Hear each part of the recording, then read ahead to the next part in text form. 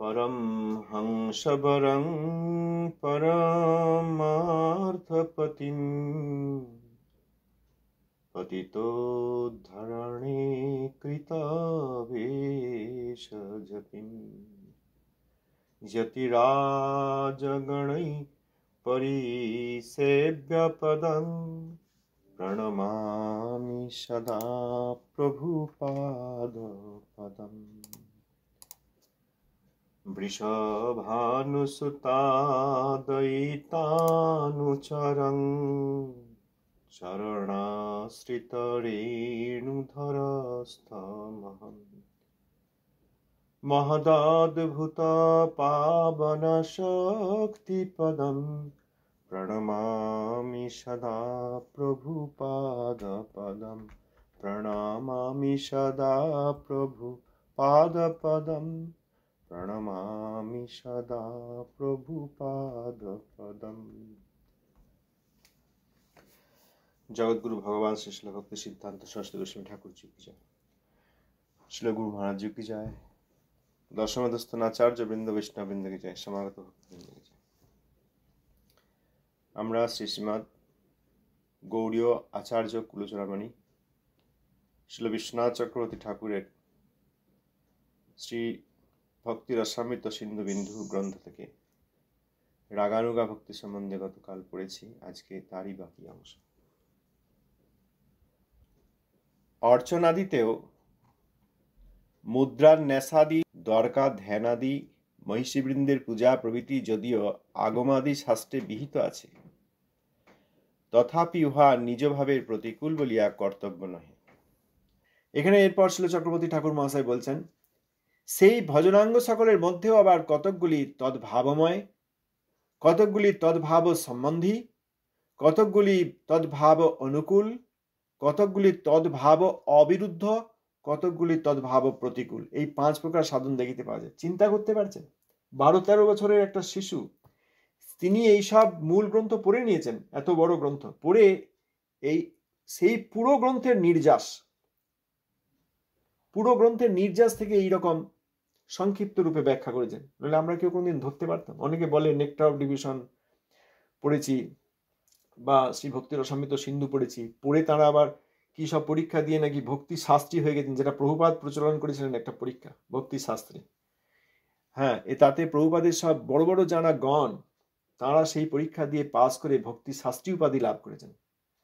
এই নবদ্বীপ ধাম পরিক্রমার পরে যে সভা হতো বৎসরান্তে, সেই সভায় প্রভুপাদ এই উপাধিগুলো দিতেন।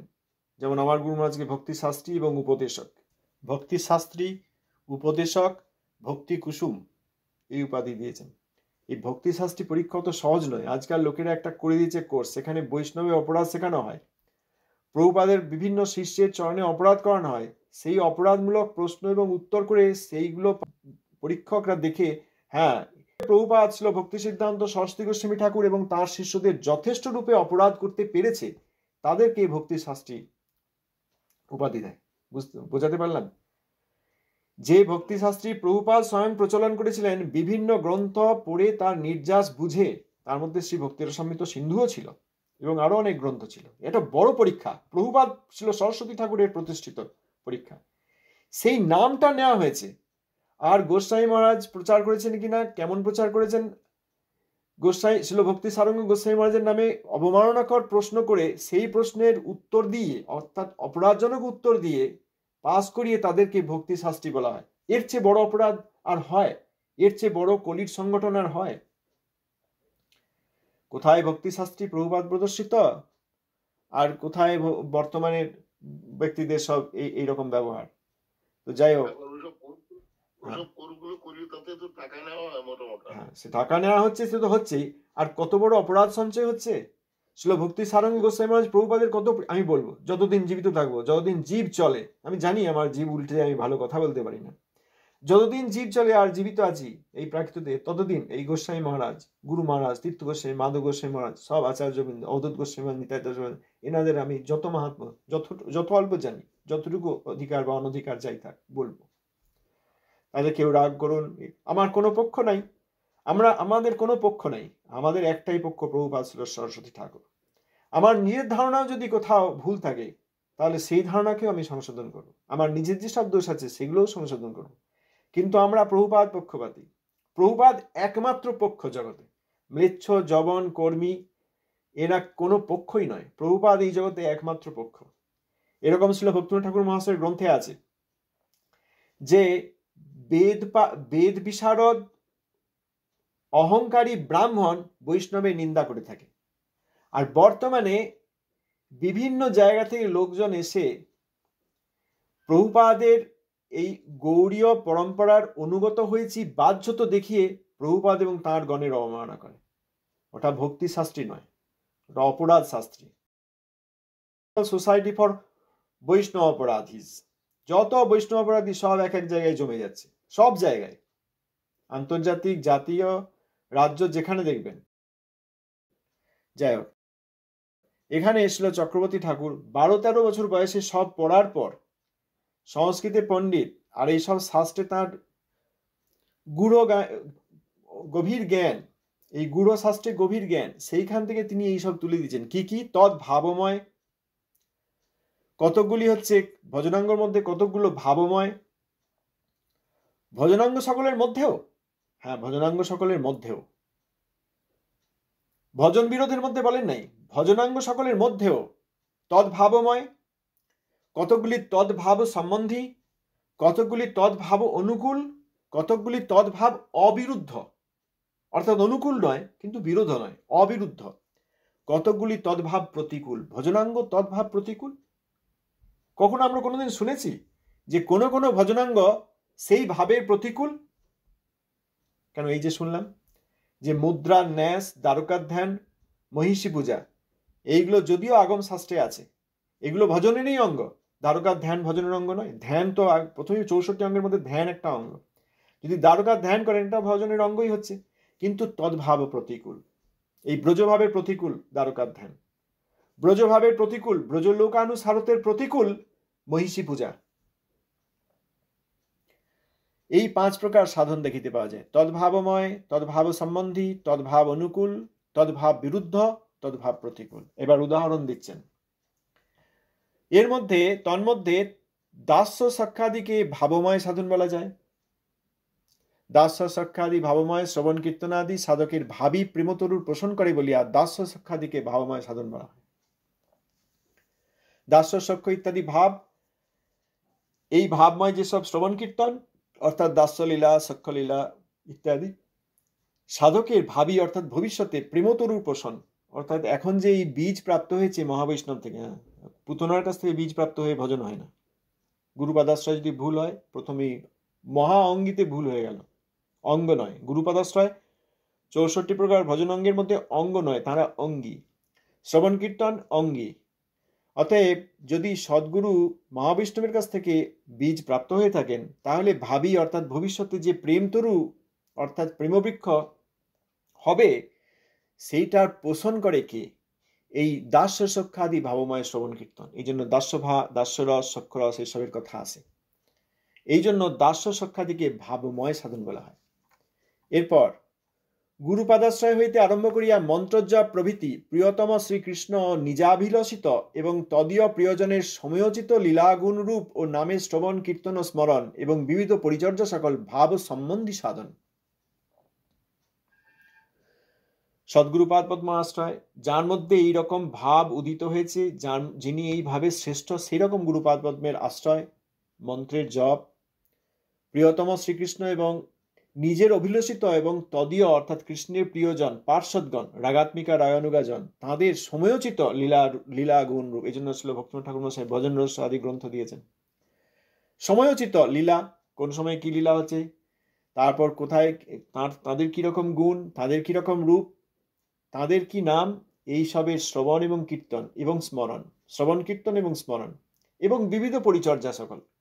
বাহ্যে সাধক দেহে পরিচর্যা, আবার অন্তরে অন্তশ্চিন্তিত অপ্রাকৃত মানস দেহে পরিচর্যা, ভাব সম্বন্ধী সাধন। তাহলে দুটো হলো, ভাবময়, ভাব সম্বন্ধী। এরপর ব্যাখ্যা করে বলছেন যে গুরুপাদাশ্রয় আদি ভাব গঠিত হয় বলে এই সব অঙ্গ সকলকে ভাব সম্বন্ধী সাধন বলা হয়ে থাকে। এরপর ভাব অনুকূল, নিজাভিলষিত ভাবপ্রাপ্তির উৎকণ্ঠায় একাদশী, জন্মাষ্টমী, কার্তিক ব্রত, ভোগাদি ত্যাগ প্রভৃতি তপস্যারূপ অঙ্গ সকল এবং অশ্বত্থ, তুলসী প্রভৃতির সম্মাননাদি অঙ্গ সকল ভাবের অনুকূল অর্থাৎ ভাবপ্রাপ্তির সহায়। এই সকলকে ভাবানুকূল সাধন বলা যায়। নিজের অভিলষিত ভাবপ্রাপ্তির জন্য একাদশী, সেই উৎকণ্ঠায় যে আমি একদিন প্রাপ্ত হব, এইরকম আমাদের এই দেবীগণের মতো ভাবনা আমারও একদিন আসবে, এই দেবীগণের মতো রূপ আমি একদিন প্রাপ্ত হব, এই প্রাকৃত রূপ ধরে আর থাকবো না। অন্তশ্চিন্তিত যে অপ্রাকৃত দেহ, এই দেবীদের অনুসারী রূপ, কবে সেই রূপ, কবে সেই ভাব, কবে সেই রকম সেবা, কবে সেই রকম সম্বন্ধ, কবে সেই ধাম, কবে তাদের নৈকট্য, কবে তাদের সেবা আমি প্রাপ্ত হব, এই উৎকণ্ঠায় কি করেন একাদশী, জন্মাষ্টমী, কার্তিক ব্রত এবং এই ভোগাদি ত্যাগ করেন। শুষ্ক বৈরাগ্য করেন না, 3 দিন খায়নি, 4 দিন জল খায় না, ছেঁড়া কাপড় পরে, জুতো পরে না, এরকম নয়। ভোগাদি ত্যাগ, শুষ্ক বৈরাগ্য করে আবার সেই যুক্ত বৈরাগ্য না করে সেই রাগ শুষ্ক হয়ে পড়ে। অতএব ভোগাদি ত্যাগ প্রভৃতি তপস্যারূপ, এইগুলি তপস্যা। একাদশী, জন্মাষ্টমী, কার্তিক ব্রত, ভোগাদি ত্যাগ এইগুলো তপস্যা। এই সব অঙ্গ এবং অশ্বত্থ, তুলসী প্রভৃতির সম্মাননা আদি, এদের সম্মান করা, এই সব অঙ্গগুলো, ভজনাঙ্গগুলো হচ্ছে ভাবের অনুকূল অর্থাৎ ভাব প্রাপ্তির সহায়। এই জন্য এদেরকে ভাব অনুকূল সাধন বলা হয়। এরপর ভাব অবিরুদ্ধ, নিউট্রাল, ভাবের ক্ষতি করে না, বিনাশ করে না,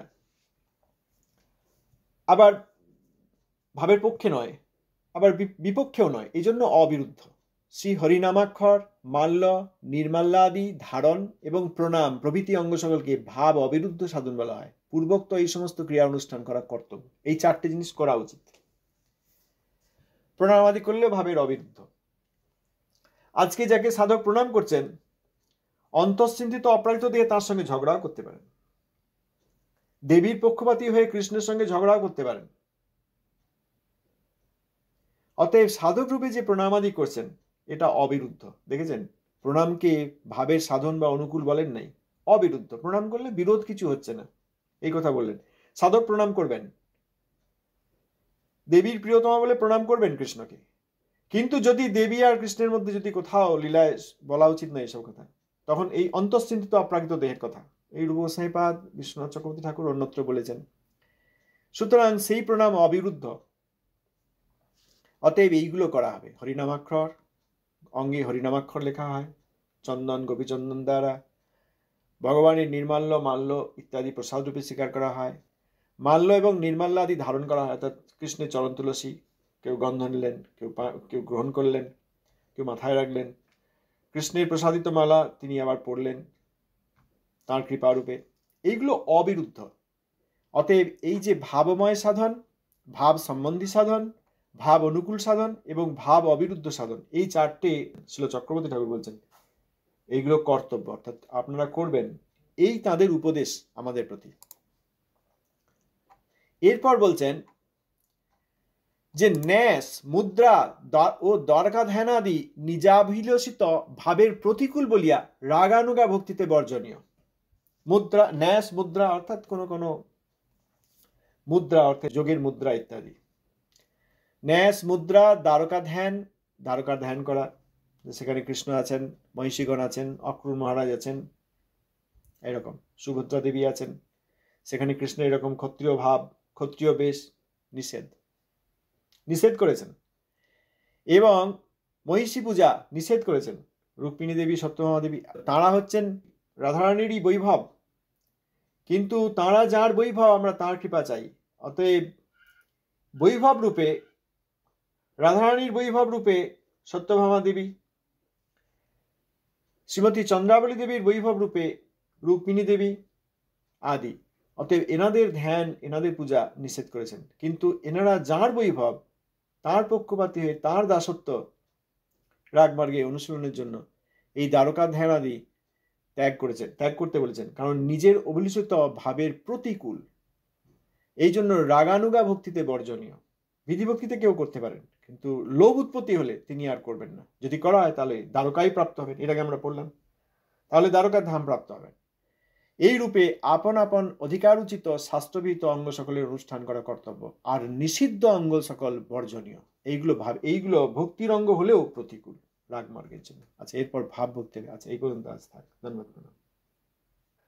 শ্রীল চক্রবর্তী ঠাকুরের মতো এইরকম ভগবানের এত প্রিয় পার্ষদ এবং এত বুদ্ধিমান এইরকম গৌড়ীয় আচার্য কুলচরণমণি। আমরা আগামীকাল আবার এই অংশ পড়ব, 5 প্রকার। হ্যাঁ, অতি সুন্দর, অতি সুন্দর। ধন্যবাদ। আর 14-15 বছরের শিশু এসব পড়ে আমাদের জন্য লিখে দিয়েছেন। সম্ভব 14-15 বছরে আমরা ভালো করে কি চাই জীবনে, কি আমি কি কিছু, তাই আমরা সাধারণভাবেই বুঝতে পারি না। সাধারণ স্কুলে, হ্যাঁ, ওই বয়সে পড়া হয়ে গেছে, লেখা হয়ে গেছে। এই কিরণ বিন্দু কণা ওই পৌগণ্ডের মধ্যে লিখেছেন শ্রী রাধারমণ চক্রবর্তীর শিষ্য তিনি, তার কাছে। শ্রীল নরোত্তম দাস ঠাকুর মহাশয়, শ্রী গঙ্গানারায়ণ চক্রবর্তী, শ্রী রামকৃষ্ণ ভট্টাচার্য, তারপরে শ্রী কৃষ্ণচরণ ভট্টাচার্য, তারপর শ্রী রাধারমণ চক্রবর্তী, তারপর শ্রী বিশ্বনাথ চক্রবর্তী। এই হচ্ছে আমাদের গুরু পরম্পরা। আচ্ছা, শ্রী বিশ্বনাথ চক্রবর্তী ঠাকুরের জয় হোক। আবার আমরা আগামীকাল এখান থেকে আলোচনা। জয় নিতাই, জয় প্রভুপাদ।